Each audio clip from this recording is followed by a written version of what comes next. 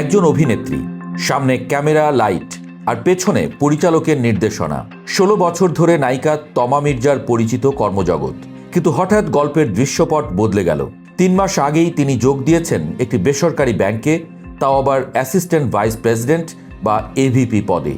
ব্যাংকের নাম AB bank, পদ এভিপি, বিভাগ ব্র্যান্ড অ্যান্ড কমিউনিকেশনস। তবে খবরটি এতদিন অনেকটা ব্যাংকের ভল্টেই ছিল। 3 মাস পর সম্প্রতি তমা মির্জা নিজেই সামাজিক যোগাযোগ মাধ্যমে ভক্তদের সঙ্গে চাকরির খবরটি শেয়ার করার পর খুলে গেল সেই ভল্ট। আর তারপর থেকেই সামাজিক যোগাযোগ মাধ্যমে শুরু আলোচনা, বিশেষ করে চাকরি প্রার্থীদের প্রশ্ন, যেখানে বছরের পর বছর অভিজ্ঞতা নিয়েও অনেকে এভিপি হতে পারেন না, সেখানে একজন অভিনেত্রী সরাসরি এভিপি হলেন কিভাবে। এখানেই গল্পে আসে দ্বিতীয় প্রশ্ন। তমা মির্জার পড়াশোনা আইন বিষয়ে। মানারাত ইন্টারন্যাশনাল ইউনিভার্সিটি থেকে আইন পড়েছেন তিনি। নিজের ভাষ্য অনুযায়ী অভিনয় জগতেও তার 16 বছরের অভিজ্ঞতা, অর্থাৎ আইন আর অভিনয় দুই জায়গাতেই পরিচিতি আছে। কিন্তু ব্যাংকিং? সংশ্লিষ্টদের প্রশ্ন, ব্যাংকের গুরুত্বপূর্ণ একটি পদে নিয়োগের ক্ষেত্রে প্রয়োজনীয় ব্যাংকিং অভিজ্ঞতা কী ছিল? বাংলাদেশ ব্যাংকের মুখপাত্র ও এবি ব্যাংকের পর্যবেক্ষক আরিফ হোসাইন খানও বিষয়টি শুনে বিস্ময় প্রকাশ করেছেন। তিনি দাবি করেন, তমা মির্জা কোন ক্রাইটেরিয়ায় নিয়োগ পেয়েছেন তা তিনি জানেন না, তবে বিষয়টি ব্যাংকের কাছে জানতে চাওয়া হবে, কারণ ব্যাংকের প্রতিটি পদের জন্য নির্দিষ্ট যোগ্যতা ও অভিজ্ঞতার প্রয়োজন। আরও গুরুত্বপূর্ণ বিষয়, ব্যাংকের যে কোনো নিয়োগের ক্ষেত্রে বাংলাদেশ ব্যাংকের নিয়োগ বোর্ডকে জানানোর নিয়ম থাকলেও তমা মির্জার নিয়োগের তথ্য বোর্ডকে জানানো হয়নি বলে জানান তিনি। বিষয়টি পরবর্তী বোর্ড সভায় তোলার কথাও জানিয়েছেন বাংলাদেশ ব্যাংকের এই কর্মকর্তা।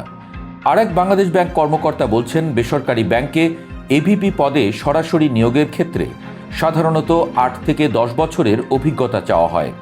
ফলে তমা মির্জার ক্ষেত্রে কি যোগ্যতা বা প্রয়োজন বিবেচনা করা হয়েছে, সেটি এখন বড় প্রশ্ন। তবে প্রশ্নের তালিকা এখানেই শেষ নয়, কারণ যে ব্যাংকে এই নিয়োগ, সেই এবি ব্যাংকের আর্থিক অবস্থাও খুব একটা স্বস্তির নয়। বাংলাদেশ ব্যাংকের তথ্য অনুযায়ী 2026 সালের মার্চ শেষে এবি ব্যাংকের খেলাপি ঋণ দাঁড়িয়েছে 19,507 কোটি টাকা।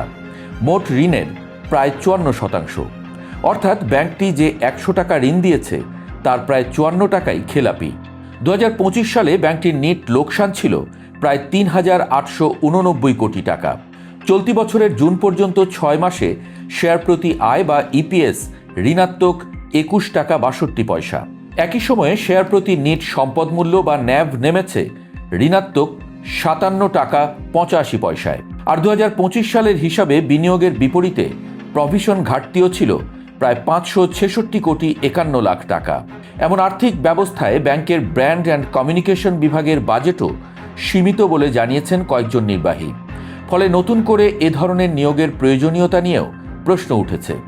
এর মধ্যে একজন কর্মকর্তা দাবি করেছেন, রাজনৈতিক সুপারিশে তমা মির্জার নিয়োগ হয়েছে, তবে এই দাবির পক্ষে কোনো প্রমাণ পাওয়া যায়নি।